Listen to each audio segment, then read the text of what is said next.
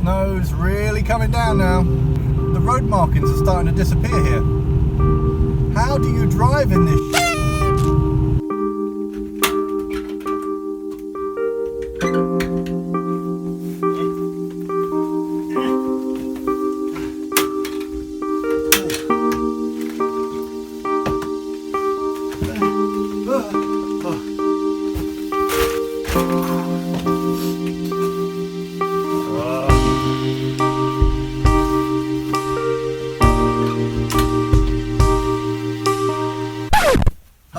Home. Freezing cold home.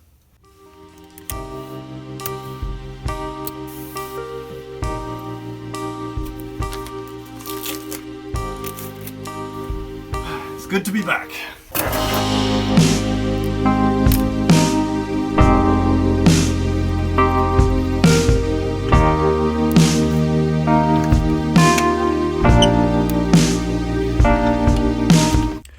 Back on the boat.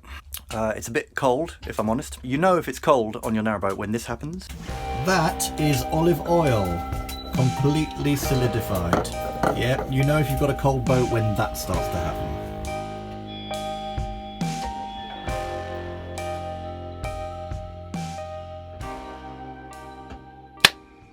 So, how to winterize a boat properly. Sometimes, particularly in this country, we do have a few extreme winters. One of the most important things when you go off your boat is peace of mind that your boat is okay and nothing's going to happen to it while you're away. And I don't think there's any shame in just, you know, packing up the boat, locking it all up and going off to visit friends or family, or city break somewhere else where it's nice and warm, where you can have a bath and a nice hot shower every morning. I mean, over Christmas and New Year, lots of people visit family and friends anyway. So I just wanted to make a quick video giving some practical steps on how you can safe and securely winterize your narrowboat so you don't have to worry about it while you're away from it.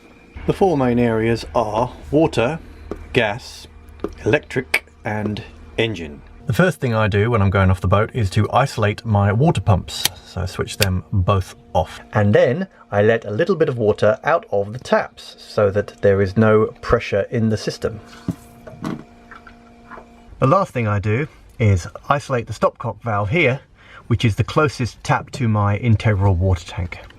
If you isolate your water system at the tank, then you're unlikely to have 200 plus gallons of water finding its way into your boat, say for example if a pipe bursts. If you've done all the previous steps correctly, you probably won't get a burst pipe. But even if the inside of your boat goes cold, in fact even if it goes very cold, all of your pipe work is below the water line, so it's unlikely that you'll get ice build up, especially if the pipes are drained and the system is isolated. The next up is gas systems. Now in my boat, and as far as I'm aware, all gas appliances should have two shut-off valves. It should be clearly indicated by a little sign. My one is here, so if I'm going off I shut that off to make sure that there is no gas going to the cooker. But to make doubly sure, I also isolate it at the tank. Now some boats have on them a Paloma gas heated hot water system, and it's always a good idea before you leave your boat to make sure that the pilot light is extinguished, which will happen when you turn off the gas anyway, but also to drain the system of water. Now my first boat had one of these Palomas, and it was in the kitchen, roughly where that cupboard is there, very close to the window, so it's very easy for them to go cold or catch a chill, and that can damage the pipework inside. I mean, if you're concerned about it, you could wrap it in a blanket, but shutting off the pilot light and draining the water out of the system should suffice. Next up we have the electrical system, and I basically make sure that all of these switches for all of the electrics and the lights are off. Now your boat may also have a battery isolator switch too.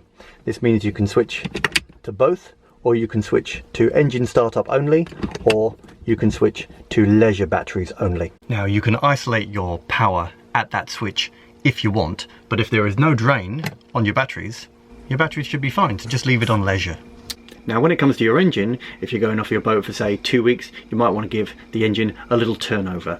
Run it for about 20 minutes, that gives the antifreeze and the oil a nice sort of circulate throughout the engine. Run it in gear so the engine has something to do, and of course if you have run your engine in gear, you might want to just check your stern gland so that it isn't dripping massively before you leave, because you don't want to come back to a bilge full of water. That's about it. If you have followed all these steps correctly, you shouldn't encounter too many hassles when you come back to your boat. Oh yes, just one more thing. To avoid extra hassles, if you're not mooring your boat in a marina and you're moored out on the cut, you might want to do a little bit of extra research as to the local area. Before you leave your boat, make sure your ropes aren't too tight, because some places on the system the water levels can change, especially around winter time. If you have neighbours on boats nearby, you might want to ask them to keep an eye on your boat while you're away. Well, that's it. I hope you enjoyed it, and I hope you found this video useful. If you have any questions or you think if there's anything that I missed, please leave it in the comments below. Other than that, please like, share and subscribe this video with anybody else if you think it might be useful to them. That's all from me this week. Bye bye.